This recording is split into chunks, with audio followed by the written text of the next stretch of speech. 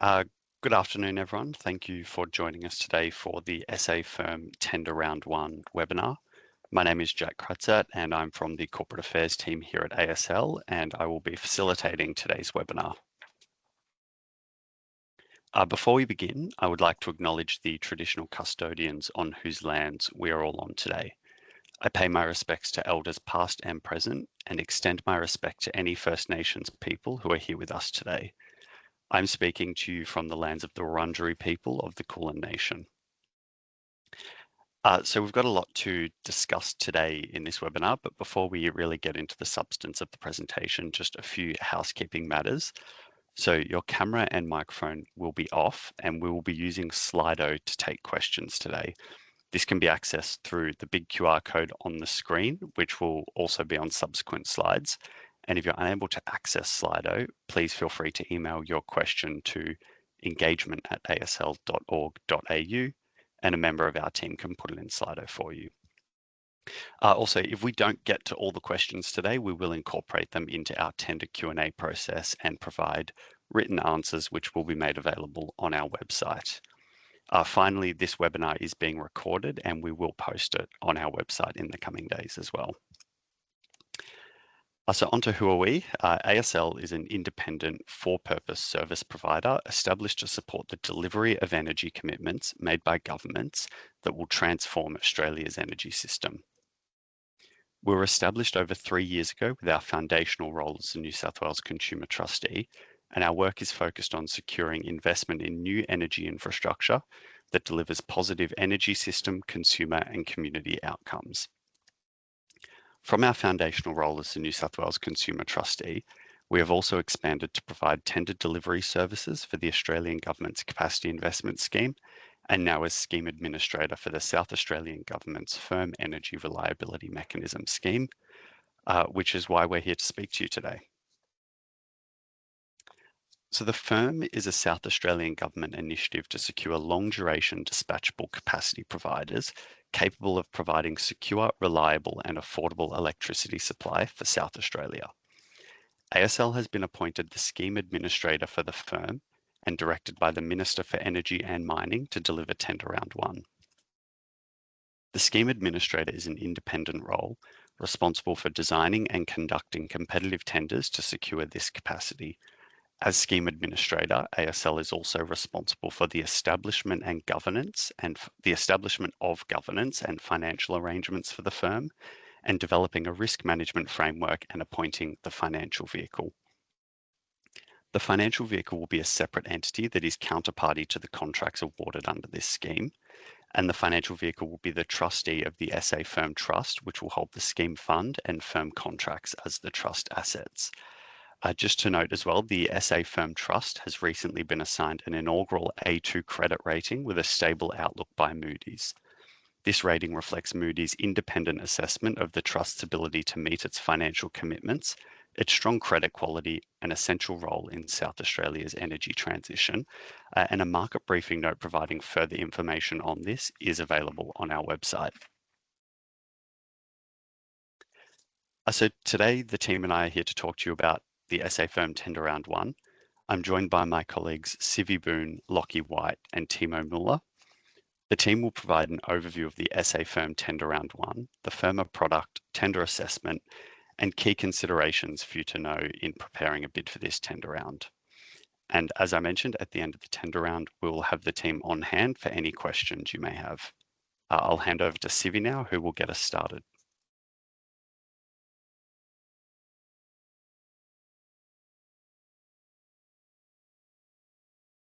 Thank you, Jack. I'm sorry, there's a minor tech fail on my part just then. Can't unmute myself. Good afternoon, everyone, and welcome. We're very excited to have you here today to discuss the inaugural SA FERM tender. This tender aims to support the development of long-duration dispatchable electricity capacity, as Jack mentioned, to assist in meeting the FERM energy target. ASL has been directed by the South Australian Minister for Energy and Mining to conduct a competitive tender for 700 megawatts of long-duration dispatchable electricity capacity. This capacity is essential to ensure secure, reliable and affordable electricity for South Australia, especially as we transition to a cleaner energy future. Proponents with successful projects will be awarded a FERM, which provides long-term revenue support via financial vehicle, with the SA FERM Trust having been assigned a Moody's A2 credit rating, as Jack mentioned in his introduction. Projects must connect to the South Australian region of the national electricity market and demonstrate a connection process has been commenced. And it's worth bearing in mind that this tender is divided into 3 categories, each with a target commercial operations date and capacity target. As you can see on this slide, Category 1 is 400 megawatts by the 1st of November 2028. Category 2 is 200 megawatts by the 1st of November 2029. And Category 3 is 100 megawatts by the 1st of November 2031. Category 1 is a key priority, and competitive bids in this category may be fast-tracked through an accelerated process. I'll now give an overview of the financial vehicle in the context of the scheme. The financial vehicle will be a trustee responsible for administering the scheme trust, a statutory trust established by the SA FERM regulations and which comprises the fund and FERM contracts as the trust assets. A tender process is currently underway to appoint a financial vehicle under the FERM regulations. The financial vehicle is the counterparty to the FERMer, as Jack mentioned, and is responsible for administering scheme payments. Successful bids may be recommended by the scheme administrator to the financial vehicle for execution of a FERMer following the conclusion of the tender. And while the financial vehicle has not yet been established, it is expected to be in place before any FERMers are executed. The financial vehicle will have the following instructions: to administer the fund, including managing the receipt and expenditure of funds in accordance with the scheme, to enter into FERMers, to monitor and enforce contractual performance and compliance of long duration capacity providers or LDCPs in respect of FERMers, to provide information to the scheme regulator in connection with the contribution determination processes associated with the scheme, which may include preparing forecasts of financial liabilities under the SA FERM regulations, to prepare an annual report for the scheme regulator to provide to the minister, and to enter into, following recommendation from the scheme administrator, bilateral contracts with existing generators. Moving on to participation, Tender Round 1 is open to eligible projects in the South Australian region of the NEM that satisfy eligibility criteria outlined in the tender guidelines. These include, but are not limited to, having a minimum facility size of 30 megawatts with 8 hours continuous dispatch at the committed output capacity. And the committed output capacity is defined in the FERMer. It is the required capability expressed in megawatts of the facility in aggregate to dispatch power into the NEM through the connection point at any given time. I'd encourage you all to read the FERMer, which is now available on our website. Proponents must have engaged in the South Australian Network connection process by submitting a connections options report, feasibility study, inquiry, or application to connect. Bid entities must be registered or intend to register with AEMO or be a recognised new designated electricity entity due to replacing existing assets. Aggregated facilities are eligible to bid in this tender round. Each facility component must be over 10 megawatts and able to meet the 8-hour dispatch requirement. And projects must not be in receipt of financial support in the form of project capital support, periodic payments, or revenue underwriting from the state or Commonwealth government. And I would recommend everyone referring to the tender guidelines for the full list of eligibility criteria and for further information. As shown in the timeline on the screen, there are several important dates to consider throughout the tender. So the tender commenced on the 20th of October and will run through to April next year. Both registration and Q&A will close on the 21st of November, and bids will close in a month's time on the 28th of November. Successful bids are expected to be announced in March or April next year, noting that this timeline is indicative and subject to change, with final dates to be communicated via the online portal. All information related to this tender is available on our website, including the tender guidelines, which I've referenced earlier, which outline the full scope of requirements and processes, the tender process deed, along with guidance on how to complete this and the returnable schedules and the security for process bond, and an updated pro forma FERMA, which was published yesterday and is available on our website. There's also a comparison version of the FERMA against the version published on the 8th of October. And proponents are advised to use the most recent version of the FERMA as part of their bid preparation. A reminder as well that Q&A will be available to registered proponents via the online portal and will be open until the 21st of November at 5 o'clock, South Australian Daylight Time. I'll now hand over to Lockie to give an overview of the FERMA product. Thank you very much, Sivi. So into the first slide then, the FERMA is a contractual agreement available in this tender round one. The agreement will be executed between the financial vehicle and a long duration capacity provider upon recommendation at the end of the process. The FERMA itself provides a mechanism to underwrite a portion of a project's annual net revenues over an operational period of 15 years, and it's designed to solve the missing money problem for long duration capacity that can bring substantial benefit to the market in South Australia. For these projects, the FERMA can provide reduced cash flow volatility and can improve forecast revenues for the project, and it's designed to attract further investment. Across the next few slides, I'll walk us through the most important commercial terms of FERMA and provide examples of how cash flows could play out. But to start with, the key core offering of an LDCP in having a FERMA is that when net revenues for that project fall below a revenue floor that's bid, the FV or financial vehicle will make scheme payments to the LDCP. If instead net revenues are above the revenue floor, the LDCP itself would make an upside payment that goes back to the FV. And there's a limit to payments in either direction. That is set by payment caps, and it's defined as the payment cap, which limits scheme payments, and the revenue sharing cap, which limits upside payments. Furthermore, the upside payment is also limited by the cumulative balance as defined in the FERMA, which is the net balance of payments made to and from the LDCP historically at a point in time. This feature itself ensures that an LDCP is always going to be better off having a FERMA rather than not. We'll cover that in more detail in some examples that are coming up a little bit later on.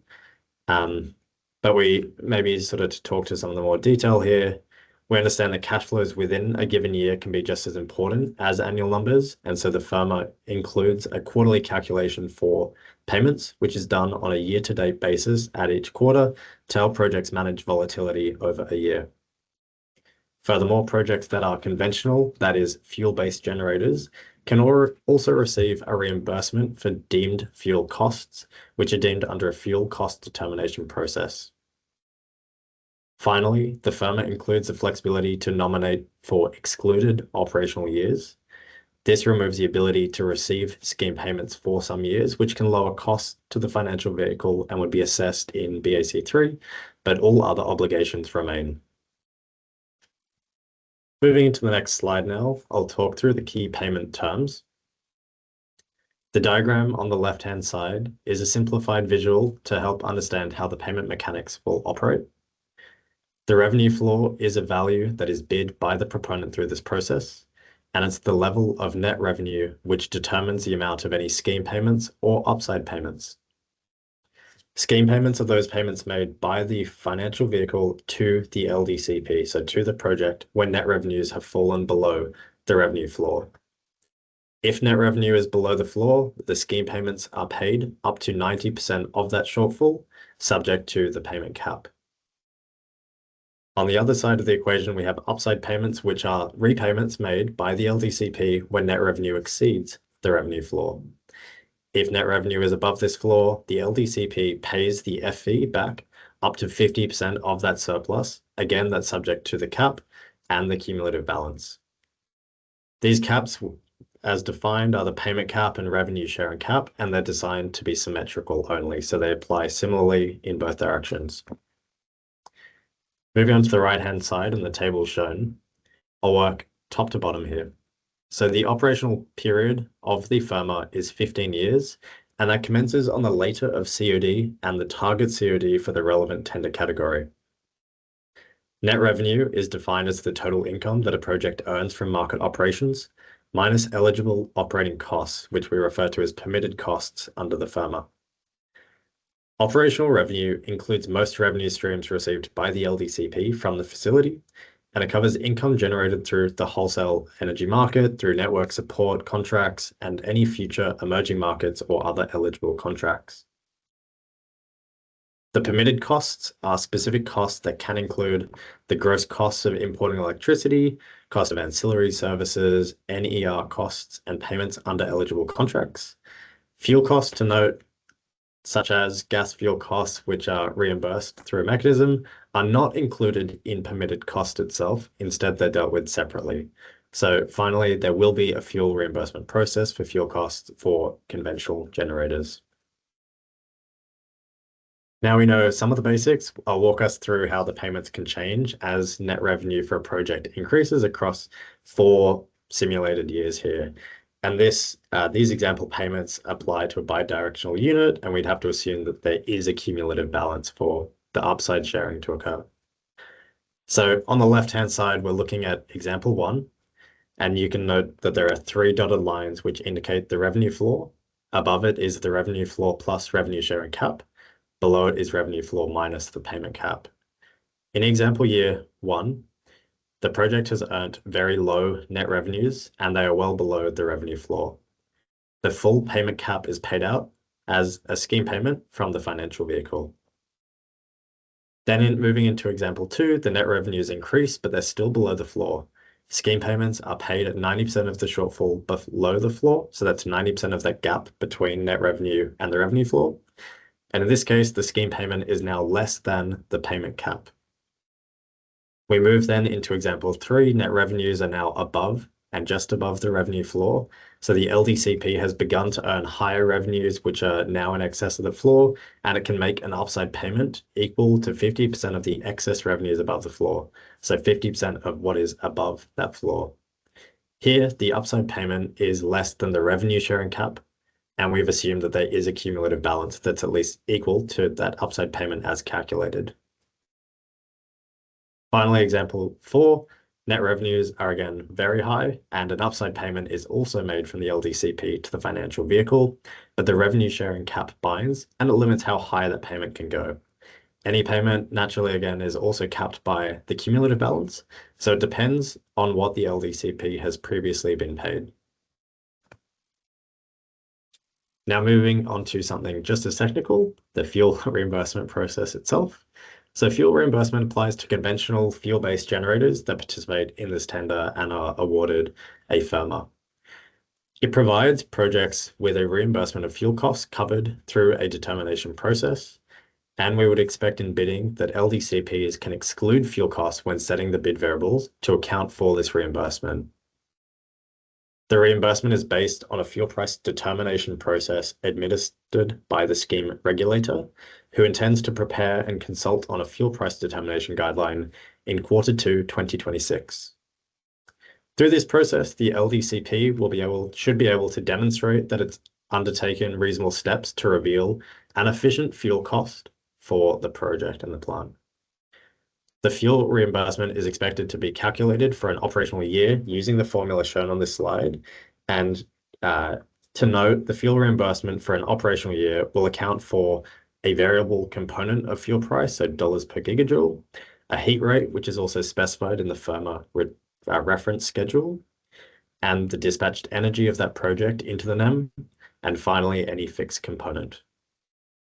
The FERM itself provides guidance on the process to be followed if a fuel price determination has not been made for an operational year. So now back into examples, and this time to demonstrate how fuel costs will interact with net revenue. So importantly, fuel costs are considered separately to permitted costs and the net revenue calculation. In example year 1, which is shown on the left, net revenues are below the revenue floor, and so there's a scheme payment to be made to the LDCP. Fuel costs were also incurred by this LDCP, which we assume is a conventional generator, and there's a similarly sized reimbursement for its fuel costs. The fourth area that's shown on the left-hand side shows the scheme payments which are paid in addition to the reimbursement itself. So you can see the dark fuel cost bar and the lighter grey fuel reimbursement are similarly sized. In example 2, which is shown on the right-hand side, the LDCP earns higher revenues than in example 1, and they are well above the revenue floor, and they cover more than the revenue sharing cap as well. Again, there'll be fuel costs incurred by the LDCP in the market, but then the reimbursement through FE will apply. If there's high enough, if there is a high enough cumulative balance, then we would have upside payments in the case, in the scenario, and it's again calculated as 50% of the excess net revenues above the floor, but this time it's capped at the revenue sharing plus fuel reimbursement. Into one of the other key terms, we'd like to talk through the capacity commitment obligation. Under the FERM, LDCPs are required to comply with a capacity commitment, which is designed to ensure that the facility provides long-duration dispatchable capacity to the system during periods of system stress. The commitment applies during forecast, LOR2 and LOR3 events in South Australia. It is designed to incentivize having a defined capacity available for an event of up to 8 hours during these periods of high system needs. The LOR notice period for the obligations is 6 hours for all technology types. This provides a project with the opportunity to prepare for events which could otherwise lead to civil penalties or contractual remedies, including potential termination. Furthermore, there's certain reliefs available from these events. As an example, which we'll use a little bit later on, you could imagine a project which is now in the grey box at the very bottom, a project which nominates to have 100 megawatts as its committed output capacity and 800 megawatts available for the capacity commitment over the full operational period of 15 years. The project may be built to a larger capacity, let's say 300 megawatts and 1200 megawatt hours, to be able to manage this capacity commitment. I'd encourage you to look for further detail in the tender guidelines themselves and in the FERM, which is now available online.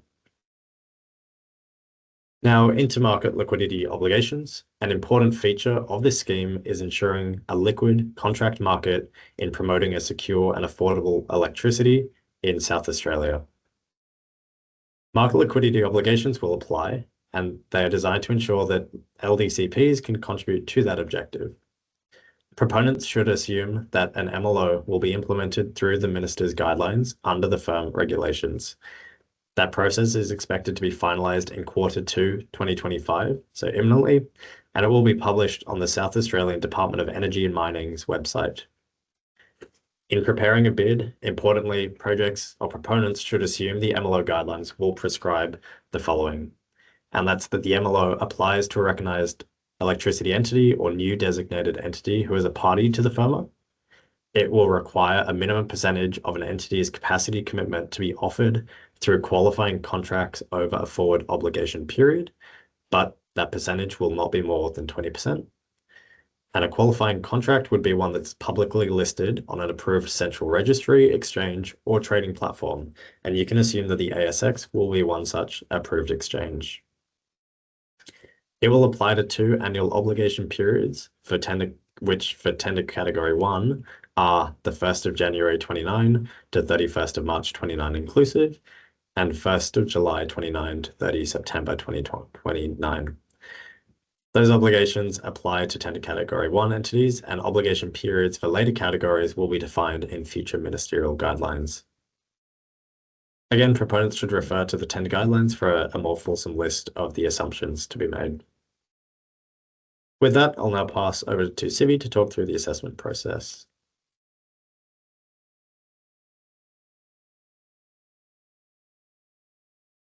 Thank you, Lockie.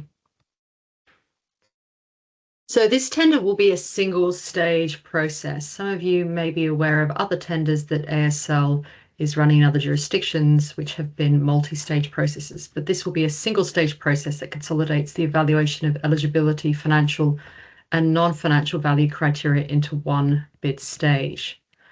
So the process begins with a tender launch, followed by a bid preparation phase that we're currently in, during which proponents are expected to finalise and submit their bids.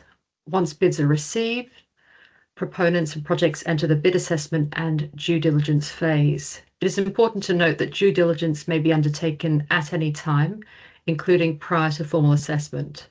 Proponents should therefore be prepared to provide supporting information early in the tender process.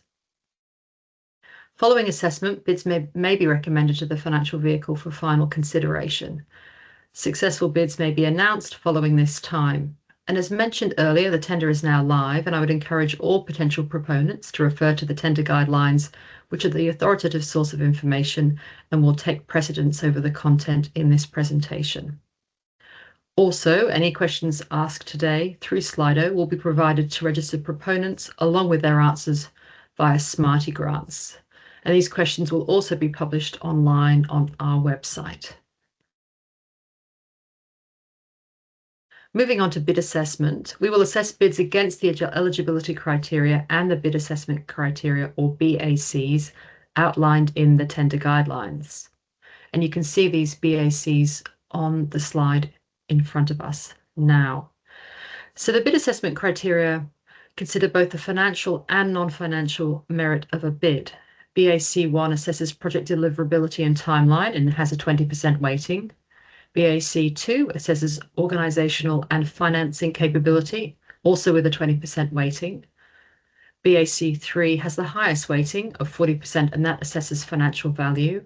And BAC 4 assesses commercial departures to the FERM with a 20% weighting. And while each BAC is weighted differently, we're looking for the delivery of high quality projects that perform well, ideally across all BACs. As I mentioned earlier, I'd recommend referring to the tender guidelines for the full details of each BAC. And another reminder that proponents will be assessed against each BAC based on the evidence provided in accordance with the tender guidelines. So proponents should ensure that all BACs are addressed in their bids, and both default and alternative bids will be assessed against these BACs.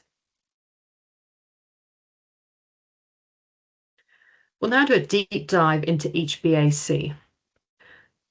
First, turning to BAC 1, its objective is the assessment of the milestone progress and the plan to reach commercial operations date, or COD, by the relevant target COD. And this includes assessment of project development plans, network connections, planning approvals, and LEN tenure. It has a weighting of 20%, as I mentioned earlier, and the assessment scope includes the facility development plan and schedule, network connection application progress, which may include other utilities if required, planning and approval status, the status of land tenure, and if required, native title and cultural heritage assessments and consents/approvals. And just a note in relation to aggregated facilities, these will be assessed based on the least progressed facility component of the project. BAC 2's objective is to assess the proponent's capability, contracting delivery model, development funding, and financing strategy to ensure it can deliver the facility. Again, with a weighting of 20%, the assessment scope includes assessing the organization's or proponent's track record, contract model and resourcing, development funding, financing strategy, offtakes, and fuel procurement approach.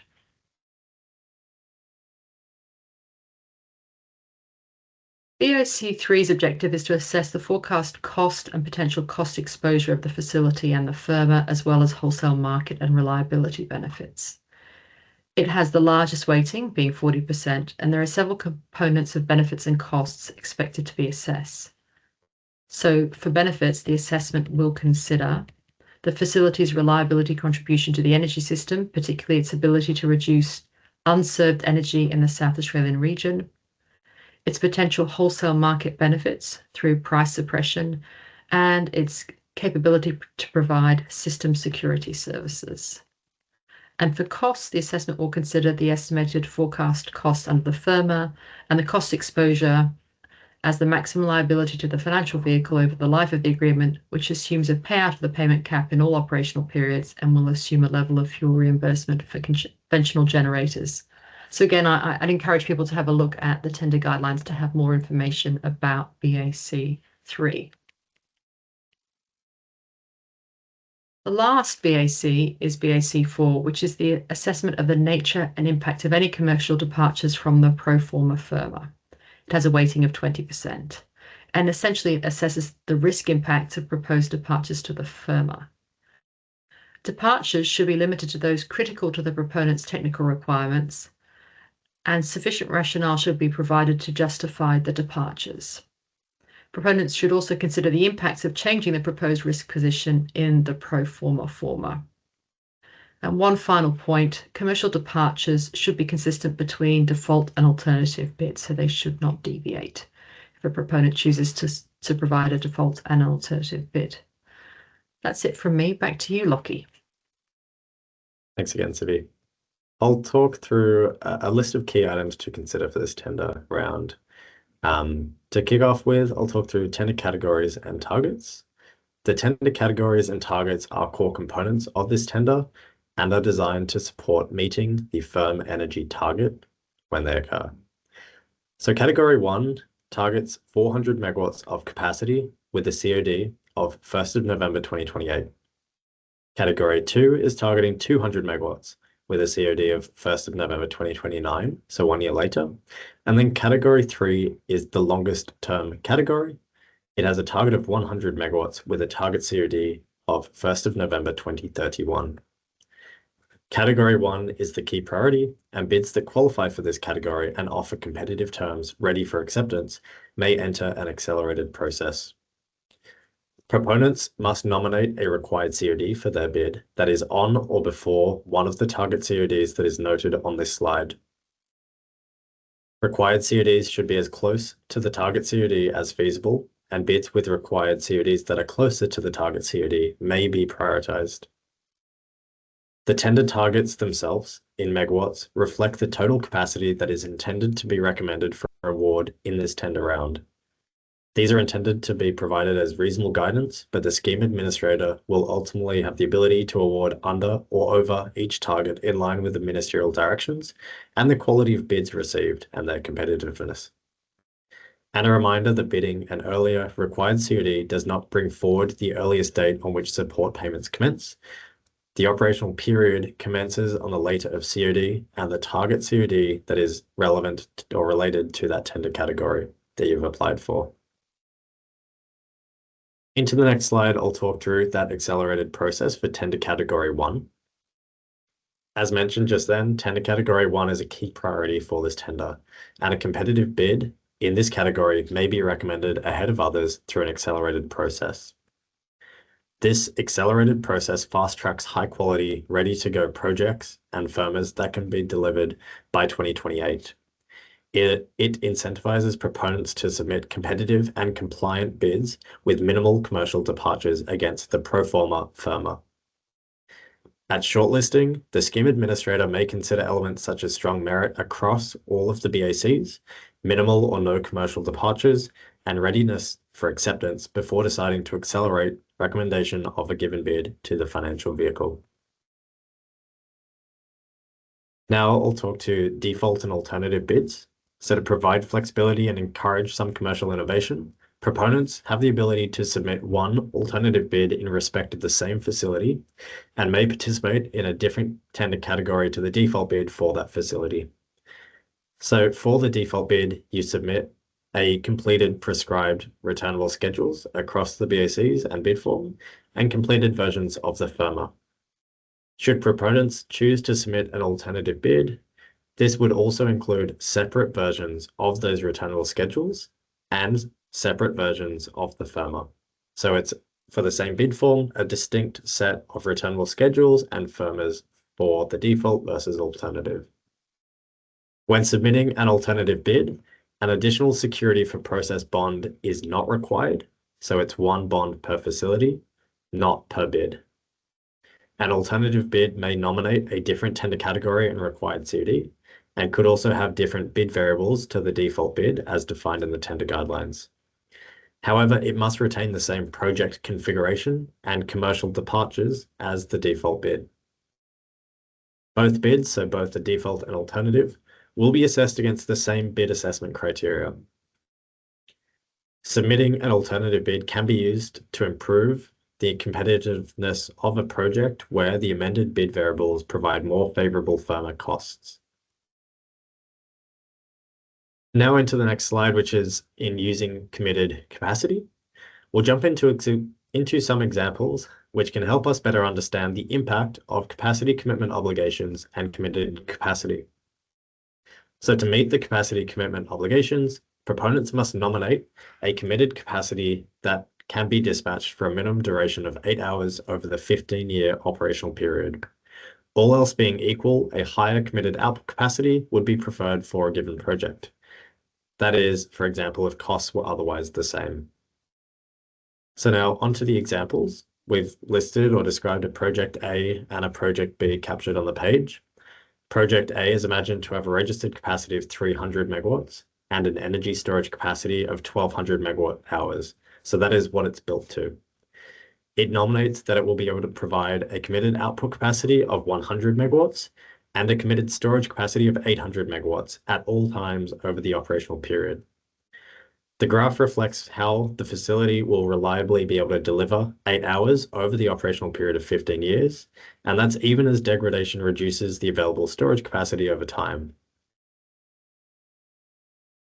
Maybe to point it out a little bit more, that's the solid blue line is the storage capacity of the full plant, and the lighter blue dotted line is the committed storage capacity, and you can see that the solid line storage capacity is always above the dotted committed storage capacity. Project B, shown on the right-hand side, is imagined to have a registered capacity of 100 megawatts and an energy storage capacity of 950 megawatt hours. Accounting for degradation, it nominates a committed output capacity of also 100 megawatts and a committed storage capacity of 800 megawatt hours over all operational years. So it looks similar to Project A from a committed perspective, but it approaches its design differently. It's matched its committed output capacity to registered capacity, and it has a higher initial storage duration at this output rating, and it decides to replenish cells more flexibly to top up its project halfway through the operational years, while also ensuring compliance with the 800 megawatt hour commitment that it has made. Finally, I'll talk through the reliability contribution. It is measured through the potential of a facility to reduce unserved energy in the South Australian region of the NEM. This is a critical consideration of this tender, and it will be assessed as part of BAC3. The reliability contribution rewards facilities that are expected to contribute the most to reducing South Australia's reliability risks. Taking a look at Figure 1, facilities with high locational reliability factors, as seen by the dark green dots shown, and having longer storage durations are expected to be competitive in this assessment. Facilities with higher committed output and storage capacity values are expected to have greater reliability benefits. Thank you for that, and I'll now pass back to Jack to talk through next steps. Thanks, Lockie. So a few final things to go to before we move on to the Q&A session of the webinar. So as Sivi went through earlier in the timeline, the tender is now open for bids. Proponents are required to create an account via the online portal in order to register your project and submit a bid. All relevant documentation can be found on ASL's website. The tender guidelines are the primary source of information, and these contain all information necessary in order to participate in the tender. As also mentioned, the formal Q&A process is currently running, and this will close on the 21st of November 2025. Proponents who have submitted a registration form will be able to access the Q&A platform through the online portal. A recording of this webinar will be uploaded on our website in coming days. And finally, registrations close on the 21st of November 2025, and you must be registered in order to submit a bid. So that concludes the formal presentation element today. We'll now move on to the Q&A side. So a reminder to submit your questions through Slido, and we've had plenty coming through, which is pleasing to see. And again, if you are having any difficulties using the platform, you can email your question to engagement@asl.org.au, and a member of our team will be able to put the question into Slido for you. And also, as mentioned earlier, If we don't get through all of the questions today, we will incorporate them into our tender Q&A process and provide written answers, which will be made available on our website. So we'll just give it a moment. There we go. It's up on screen. So let's get cracking. Lockie, we'll start with you. Is a 2-hour battery project eligible for the FERM if it commits a quarter of its registered capacity under the FERM? Yep, good question. Thank you, Jack. So according to eligibility criteria 2, listed in the tender guidelines, a BESS project can be eligible to participate if it provides a committed capacity that's not less than the 30 megawatt number and can continually dispatch at its committed output capacity for not less than 8 hours for the entirety of that operational period. And so you could imagine that a project of that configuration could select a committed output capacity that is below that registered 2-hour equivalent number to meet the eligibility criteria. So you don't need those two numbers to match necessarily. And we'll stick with you again, Lockie, for the next one. And I think maybe this one might have come through a bit early, so you did cover it in the presentation, but good to reiterate. Are battery projects required to have a minimum 8-hour duration post-degradation for the contract term? I'd hate to repeat myself, but proponents are required to elect that committed output capacity, and there's a committed storage capacity as well. The committed storage capacity doesn't take or sort of ignores the effective degradation, so you've got to account for it in how you've built your project, and you must maintain that 8-hour minimum committed storage capacity over all 15 operational periods. Thanks, Lockie. Sivi, over to you now. Do we need to have planning approval in place before submitting a bid? That's a great question. Planning approval isn't required at bid submission, but it's worth bearing in mind that progress towards approvals will be assessed under BAC1, which is Facility Deliverability and Timeline. And so high merit bids are likely to have a credible facility development plan and schedule that demonstrates COD on or before the 1st of November 2028 for tender category 1, 1st of November 2029 for tender category 2, and the 1st of November 2031 for tender category 3. Thanks, Sivi. Lockie, back to you for this next one. How should we set our revenue floor to balance risk and competitiveness? Good and complex question. The revenue floor will affect scheme payments and upside payments because they're all dependent on where that floor is set. Lower values of revenue floor would improve a BAC3 score, all else being equal. People should also take into account that it's expected the payment cap probably affects outcomes by a little bit more than the revenue floor will, sorry. So maybe if we ordered it that way, it would be payment cap, highest importance, then having a low floor, and then all of the other features of the project will be taken into account. Conventional generators, to make another point on the fuel reimbursement, they're expected to bid lower revenue floors than if they otherwise didn't have that fuel reimbursement process. And I think it's section 1.5 and 3.2 of the tender guidelines, which provide some more detail on the assessment and those key commercial terms and definitions. Thanks, Lockie. Moving back to you now, Sivi. Will there be any further updates to the pro forma FERM? Proponents should just look to the current pro forma FERM that was published yesterday on our website to base their bids on. And if there are any further changes to the pro forma FERM, it's a bit of a mouthful, pro forma FERM, ASL will notify all proponents. Thanks, Sivi. So how do excluded operational years affect the BAC3 score? And Lockie, I think you're the best person to answer that one. Sure. Thank you, Jack.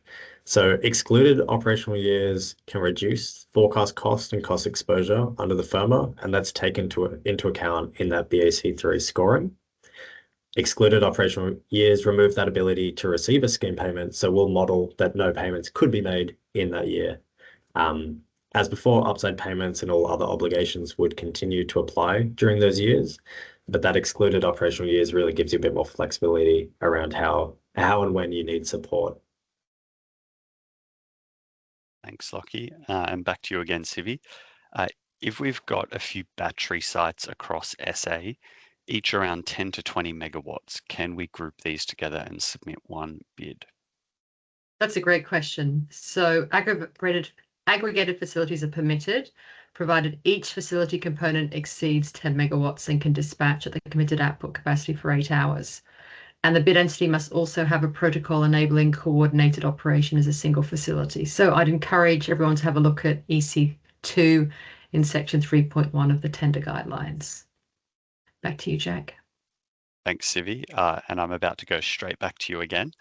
To be eligible, is it sufficient to have submitted a request to the TNSP for the connection options report, or do we need to have received the completed connection options report back?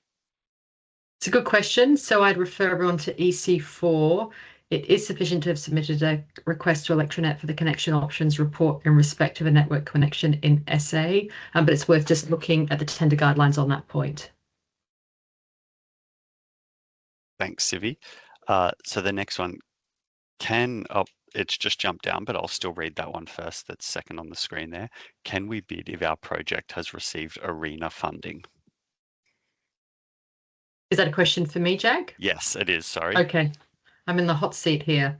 Development phase grants such as ARENA funding that are permitted. So non-concessional CEFC funding and market certificates are available to multiple projects are also permitted. And again, proponents should look at EC5 in section 3.1 of the tender guidelines, just to be absolutely clear on this point. Back to you, Jack. Thanks, Sivi. Lockie, we'll go to you now. How will fuel costs be treated under the FERM, for gas projects? Good question. I think the best place is probably referring back to the tender guidelines and to the FERM that is now available online. Fuel costs are not treated as permitted costs under the FERM. Instead, they follow a different mechanism, and that's through the fuel reimbursement process, which also links to that fuel price determination process. So conventional generators can receive a fuel reimbursement, and that's based on a fuel price determination that's made by the scheme regulator, and that's described in sections 1.5 and 1.7 of the tender guidelines. Thanks, Lockie. And we've just had another one that I think is best for you again that's jumped up to the top. So it'd be good if you can just reiterate what can be changed between the default and alternative bid. Sure. And it's section 2.2.4 of tender guidelines have a list of bid variables, and an alternative bid may only adjust those bid variables that are listed. To note, project configuration and commercial departures made to the FERM must remain identical between the default and alternative. So you can only be adjusting those prescribed bid variables, which include things like a different annual floor, different number of excluded periods, or the ability to change the target COD. It is a defined list. Thanks, Lockie. Over to you now, Sivi. What sort of commercial departures are likely to be entertained? Another good question. So the FERM is offered substantially on an as-is basis, and departures should really be limited to those that are critical to project deliverability and supported by a clear rationale. And I'd point everybody back to the tender guidelines. I think it's section 3.2 BAC4, which has got more information on that. Thanks, Jack. Thanks, Sivi. So on to the next one now. We'll go to you, Lockie. Just wondering if the FERM term is fixed at 15 years, or can we propose a shorter term? Good question. So the FERM term, or that operational period, is fixed at 15 years and it cannot be shortened, but proponents can nominate excluded operational years during which scheme payments are not payable. So that's one way to get some flexibility out of the contract. Thanks, Lockie. And another one for you while you're holding the microphone. What kind of contracts count towards the MLO requirement? I'm not sure I can do it justice in 30 seconds. So I'd say tender guidelines, section 1.6.1 definitely captures a much more fulsome list. But in essence, we're looking for people encouraging and creating a liquid contracts market. So there's a set of criteria for contracts to count and be qualifying contracts under the market liquidity obligations, things like contracts being at least a megawatt quoted in Australian dollars per megawatt hour, covering certain defined time periods, and must be listed on an approved exchange, which would include the ASX. Thanks, Lockie. Moving to you now, Sivi. Can I nominate my project for more than one tender category? Another good question. So you heard Lockie speak before about the bid variables for a default and an alternative bid. A proponent may submit an alternative bid with a different required COD, allowing the project to be considered under a different tender category. And again, I think it's section 2.24 of the tender guidelines that sort of has more information on this point. Thanks, Sivi. Next one for you as well. So if we're aggregating multiple sites, how is this progress assessed under BAC1? Another important question. So it's assessed based on the least progressed facility component across planning, land tenure, and connection milestones. So essentially, you've got kind of a floor, which is your least progressed facility component. And again, section 3.2 and EC2 of the tender guidelines provides more information about this. Thank you. Sorry, let me just fix that. We've had another one jump up to the top. So this one will be for you, Lockie. Does the payment cap value have to have, I think that's meant to be, a fixed amount, or can we vary it across operational years? And so proponents can bid the payment cap as a fixed annual amount or as a schedule of values that vary between operational periods.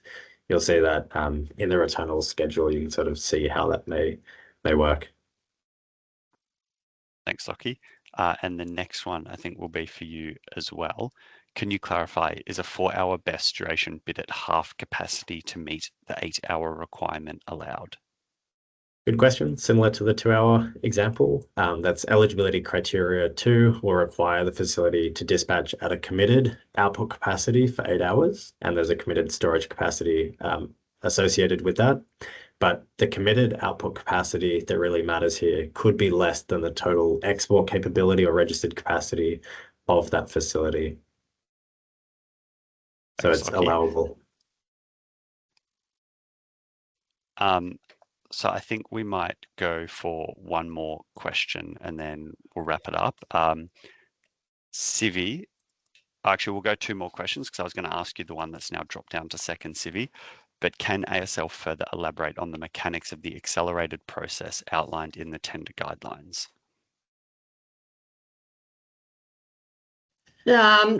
I would say probably not. I mean, I think that the process is spelled out in the tender guidelines. I think essentially it's just that category 1 projects are a high priority, and that if a project meets all its requirements and is a very high value project, then it's then it may be fast tracked. But I would actually refer to the tender guidelines. That's probably about as much information on the process as we can actually divulge at this stage. Thanks, Sivi. And then Lockie, we'll go with the final question to you. Do we need to comply with the MLO if we're bidding into a Cat 2 or 3? Yeah, good question. Maybe the call-out boxes sort of implied something that isn't true. So MLO obligations do apply to all successful LDCPs, so regardless of category. And it's for category 1, the first obligation period commences in Jan 2029 and has a defined date and operational periods. So for categories 2 and 3, and that's tender categories 2 and 3, those MLO periods will be defined in future ministerial guidelines. They're just not referred to or defined just yet. And there's more detail in section 1.6.1 of the tender guidelines on MLO. Fantastic. Thanks, Lockie. So look, we're almost at the end, so we might wrap it up there. I note that there are still a fair few questions we didn't get through, but as I mentioned earlier on at the start, we will take these away, put them in our Q&A process and publish written answers to them on our website. So just to reiterate a few of the reminders I went through before Q&A, registrations and bids are currently open. Registrations close on the 21st of November 2025, and you must be registered before this date in order to submit a bid. The tender Q&A process will also close on the 21st of November, with bids closing a week later on the 28th of November. As also has been said, the recording of this webinar will be made available on our website in the coming days, and you'll be able to access all of this through the SA FERM Tender Round 1 webpage on our website. So finally, thank you to everyone for joining. We really appreciate your time and look forward to receiving your bids. Thank you.